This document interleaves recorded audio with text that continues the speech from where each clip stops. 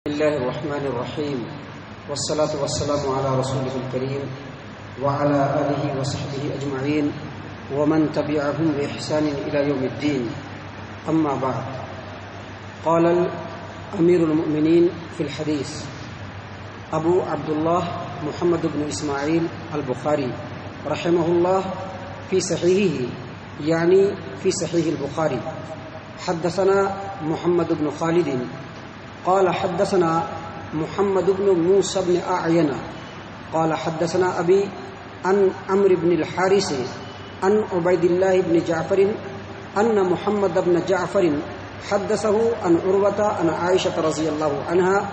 أن رسول الله صلى الله عليه وسلم قال: من مات وعليه صيام صام عنه وليه.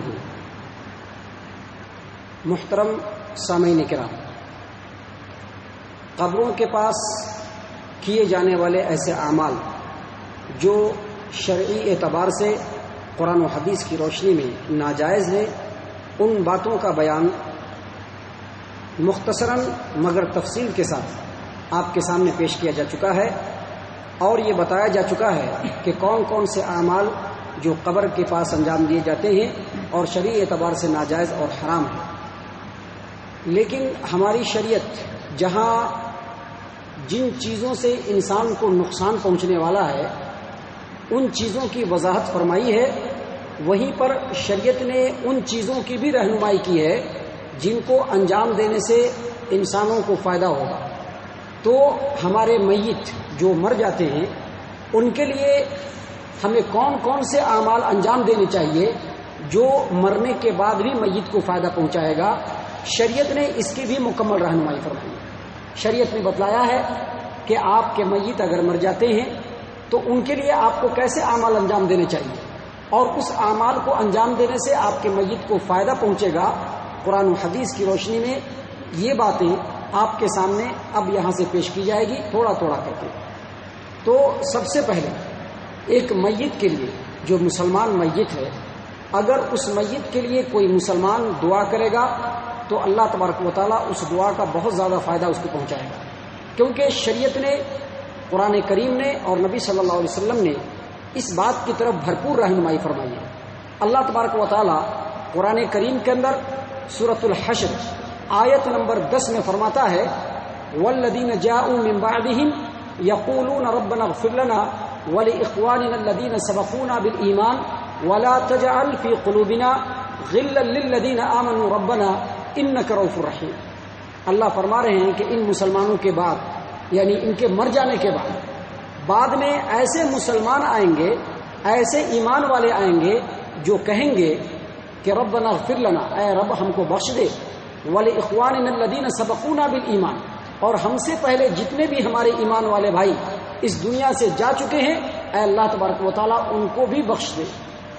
ولا تجعل فی قلوبنا غلا للذین آمنوا، اور اے اللہ ایمان والوں کے لیے ہمارے دل کے اندر نفرت اور بغض کو بالکل پیدا نہ فرما. اے اللہ ہم کو بخش دے، بے شک تو رؤوف الرحیم ہے. تو اس آیت کریمہ میں اللہ تبارک و تعالیٰ نے اشارہ کر دیا کہ بعد میں آنے والے مومنین گزرے ہوئے اور میت مومنین کے لیے مغفرت کی دعا کریں گے، اور اللہ تبارک و تعالیٰ کا رہنمائی فرمانا اس بات کی دلیل ہے کہ اگر ہم اپنے میت کے لیے دعا کریں تو اللہ اس کو ضرور بھی ضرور قبول فرما لے گا. اسی طرح سے اللہ تبارک و تعالیٰ کے محمد صلی اللہ علیہ وسلم، یعنی محمد صلی اللہ علیہ وسلم کا فرمان ہے، صحیح مسلم کتاب الذکر والدعاء، باب فضل الدعاء للمسلمین بظاہر الغیب. ام درداء رضی اللہ عنہا بیان کرتی ہیں کہ نبی صلی اللہ علیہ وسلم نے فرمایا: دعوت المرء المسلم لاخیہ بظاہر الغیب مستجابۃ. یعنی اگر کوئی مسلمان بھائی اپنے دوسرے مسلمان بھائی کے لیے اس کے غائبانے میں دعا کرے گا، وہ آدمی وہاں پہ نہیں ہے، اور اس کے غیر موجودگی میں اگر ایک مسلمان اس کے لیے دعا کرے گا، اللہ کے رسول صلی اللہ علیہ وسلم نے فرمایا کہ وہ دعا قابل قبول ہے، وہ دعا مستجاب ہے، اس دعا کو اللہ تبارک و تعالیٰ قبول فرماتا ہے. اور مزید نبی صلی اللہ علیہ وسلم نے یہ بھی فرمایا کہ ہر مسلمان کے سر کے پاس ایک فرشتے کو اللہ نے مقرر کر کے رکھا ہے جب یہ مسلمان آدمی دعا کرتا ہے اپنے مسلمان بھائی کے لیے تو وہ فرشتے اس کے دعا پر آمین کہتے ہیں، اور یہ بھی کہتے ہیں کہ جو تو نے دعا اپنے مسلمان بھائی کے لیے کیا ہے اللہ تبارک و تعالیٰ تیرے حق میں بھی اس کو قبول کرے۔ تو اس سے پتہ چلا کہ اگر ہم اپنے میت کے لیے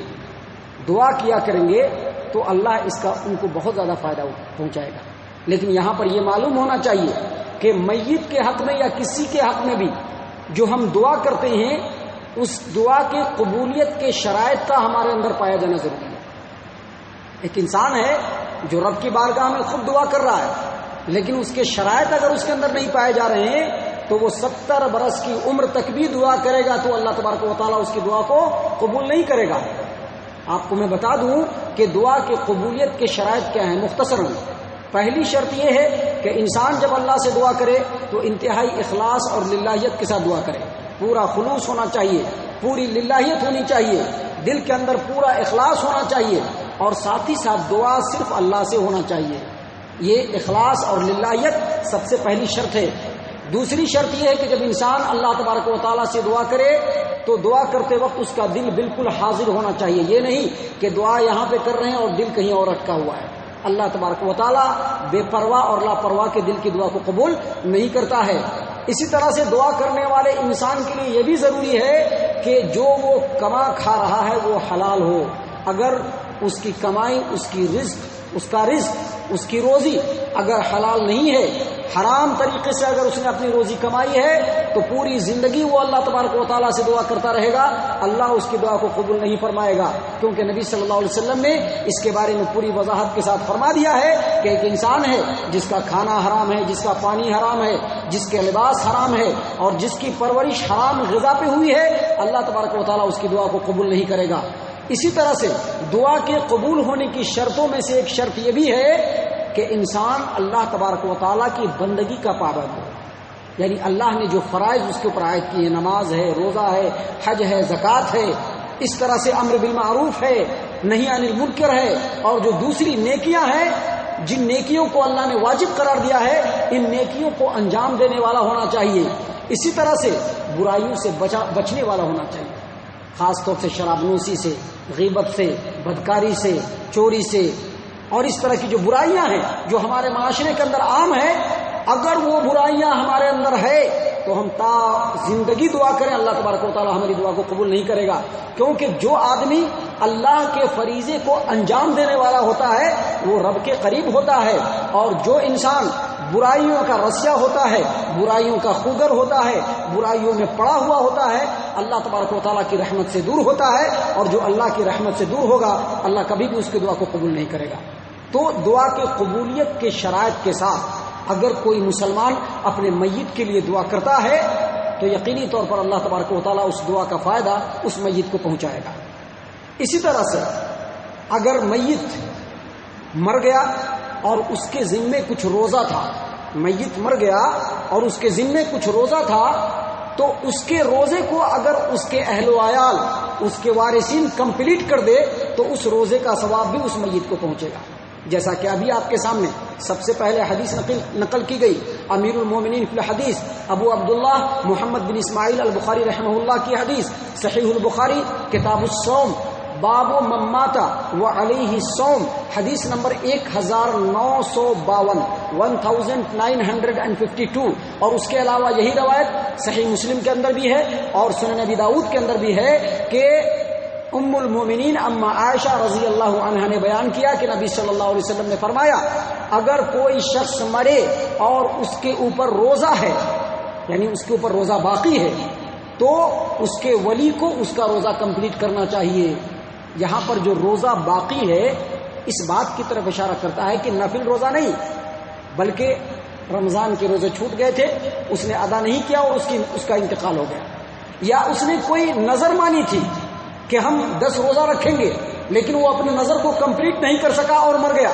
تو وہ روزہ، یا اسی طرح سے اس نے کوئی گناہ کے کام کر لیے تھے جس کے کفارے میں روزہ رکھنا تھا لیکن وہ آدمی روزہ نہیں رکھ سکا، تو اس کے اہل و عیال، اس کے وارثین کو چاہیے کہ اس کے چھوٹے ہوئے روزے کو کمپلیٹ کر دے، اللہ تبارک و تعالیٰ اس کا بھی ثواب اس کو پہنچائے گا۔ اسی طرح سے اگر میت نے کوئی نظر مانی، کوئی بھی نظر، مثلا اس نے نظر مانی کہ ہمارا فلاں کام ہو جائے تو ہم 2 رکعت نماز پڑھ لیں، یا اس نے نظر مانی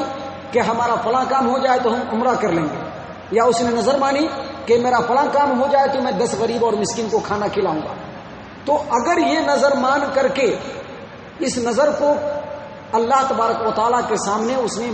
مانا اور اس کے بعد اگر وہ میت مر گیا تو اس کے وارثین اگر اس کی نظر کو کمپلیٹ کریں گے، پورا کریں گے، تو اللہ تبارک و تعالیٰ اس نظر کے پورا کرنے کا ثواب بھی اس میت کو دے گا.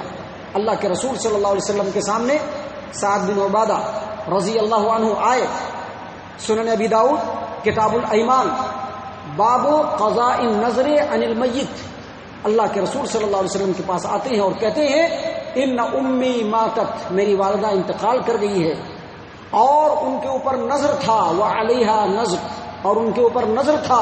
لم تقضیہ، اس کو انہوں نے پورا نہیں کیا. فقال رسول اللہ صلی اللہ علیہ وسلم اقضیہ عنہا، نبی صلی اللہ علیہ وسلم نے کہا کہ اس کی طرف سے تو نظر کو پوری کر دے. لہذا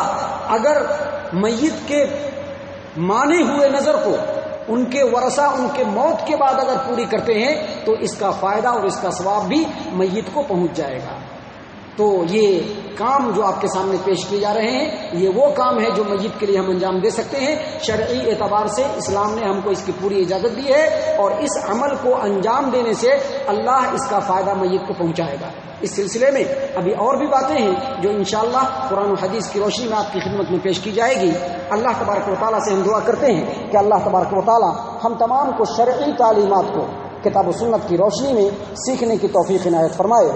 اور اس علم کے اوپر عمل کرنے کی توفیق عنایت فرمائے. آمین یا رب العالمین. وما علینا الا البلاغ المبین.